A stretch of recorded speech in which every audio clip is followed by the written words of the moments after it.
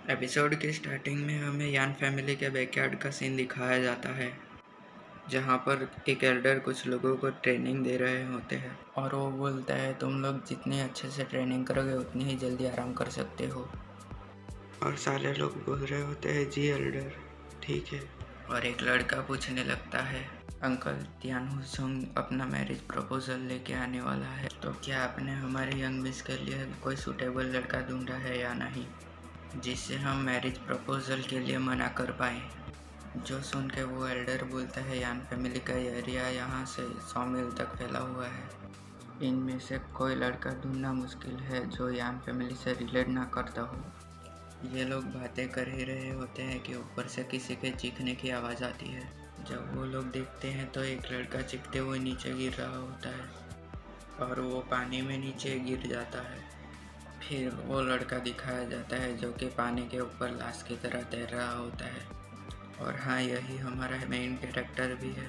और वो लड़का जो एपिसोड की स्टार्टिंग में दिखाया गया था वो बोलता है ये क्या है, और उसके साथ बड़े लड़के शौक होते हुए बोल रहे होते हैं एक लड़का, और वो अपने चेहरे किसी डेविल की तरह करते हुए बोल रहे होते हैं एक यंग लड़का, अच्छा है अच्छा है।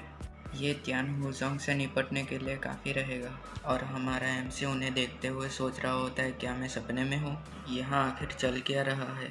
और वो बुढ़ा उड़ते हुए उसके पीछे से उसके पास आ जाता है और हमारा एमसी शौक होते हुए सोच रहा होता है क्या एक इमोर्टल। और वो बुढ़ा उसके पास आते हुए बोल रहा होता है लड़के तुम बहुत ज़्यादा ही लकी हो, क्योंकि मेरी फैमिली में एक सनी लो की ज़रूरत है, मेरे साथ चलो। और हमारा एमसी शौक होते हुए सोच रहा होता है क्या सनी लो, वो भी मैं। और वो बुढ़ा वहाँ से जाने लगता है और हमारा एमसी उसे पीछे से देख रहा होता है।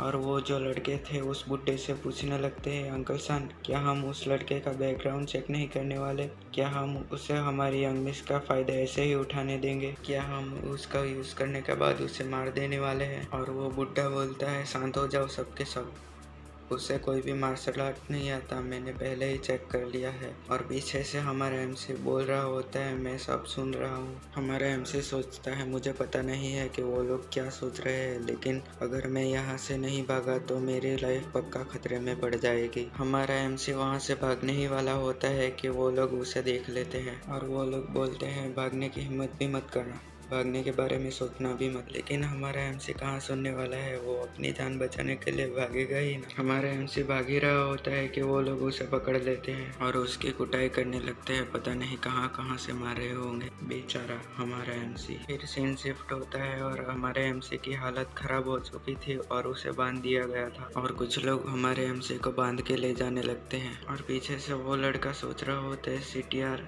उन लोगों ने एक सन इन लॉ कैसे ढूंढ लिया। फिर यान फैमिली के हॉल की तरफ सीन शिफ्ट होता है जहाँ पर हमारे एमसी को लाके रखा गया होता है। फिर वो एल्डर मन में सोचता है इस लड़के की हमारी यंग मिस के साथ शादी करा के मैं तियान हुजोंग को ट्रिक कर सकता हूँ। वो एल्डर ये सब सोच ही रहा होता है कि पीछे से एक लड़का आके बोलता है तियान हुजोंग आ रहा है। फिर वो सोचता है वो तो कुछ दिनों बाद आने वाला था ना, बड़ी जल्दी आ गया। उनकी बातें सुनकर यानवे मन ही मन में खुश हो रहा होता है। वो सोचता है एक बार यंग मिस को तियान हुजोंग ले जाए, उसके बाद यान फैमिली में मैं इकलौता ही जीनियस स्टूडेंट रहूँगा। फिर वो एल्डर बोलता है जल्दी करो, यंग मिस को जाके रेडी होने को बोलो। फिर वो लोग बोलते हैं ठीक है एल्डर। फिर वो वहाँ से चले जाते हैं। पीछे से हमारा एमसी बोल रहा होता है अरे कोई मेरा ओपिनियन तो पूछ लो। तुम्हारा ओपिनियन? हाँ।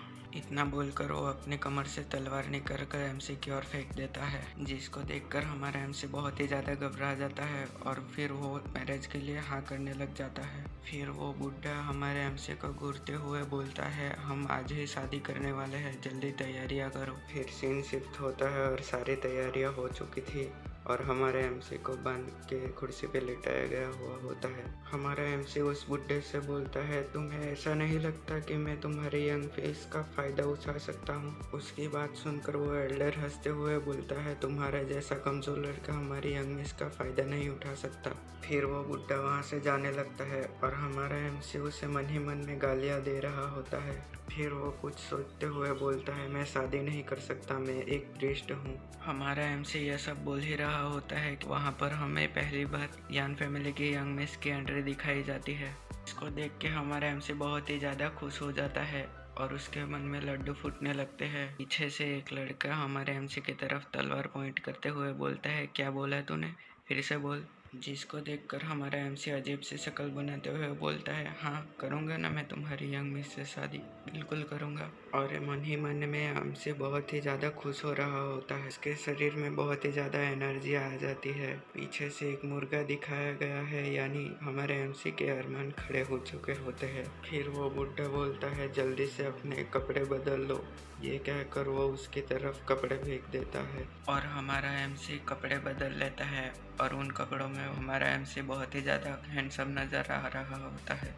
फिर सीन शिफ्ट होता है और हमें वेडिंग हॉल का सीन दिखाया जाता है और वो बुड्ढा बोलता है, सब लोग यहाँ पर आ चुके हैं तो वेडिंग को स्टार्ट करते हैं। फिर शादी शुरू हो जाती है और उन लोगों को हेवन एंड अर्थ के सामने झुकाया जाता है। फिर वो अपने एंसेस्टर के सामने झुकते हैं और फिर वो एक दूसरे के सामने झुकते हैं। ऐसे ही शादी ख़त्म हो जाती है। उनकी शादी ख़त्म हो ही चुकी होती है कि वहाँ पर बहुत ही ज़्यादा बड़ा धमाका होता है और वहाँ पर स्पाइडरमैन के अंदाज में एक बुड्ढा आके एंट्री लेता है, जो कि स्काईफायर सेक्ट का एल्डर होता है जिसका नाम गुहोंग होता है। वो बोलता है, मेरा यंग मास्टर आपको बहुत ही ज़्यादा पसंद करता है, फिर भी आप दूसरे के साथ शादी करने की हिम्मत कर रहे हैं। क्या आप मेरे सेक्ट को प्रोवोक करने की हिम्मत कर रहे हैं?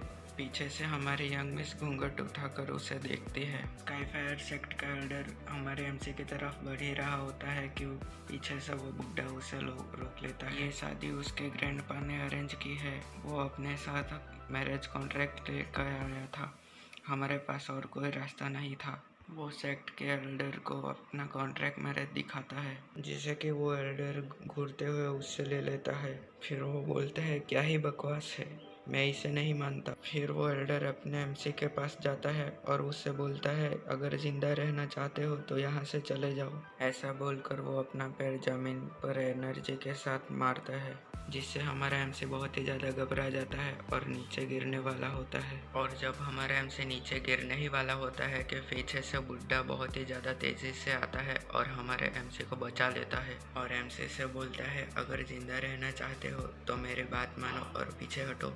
और हमारा एमसी बहुत ही ज़्यादा घबराया हुआ होता है। पीछे से कुछ लोग बातें कर रहे होते हैं, क्या वो यान फैमिली से नहीं है? अगर हम उसे नहीं बचाएंगे तो वो मर जाएगा। एक बंदा बोलता है, अच्छा ही होगा अगर वो मर जाए, हम स्काईफायर सेक्ट के गुस्से से बच जाएंगे।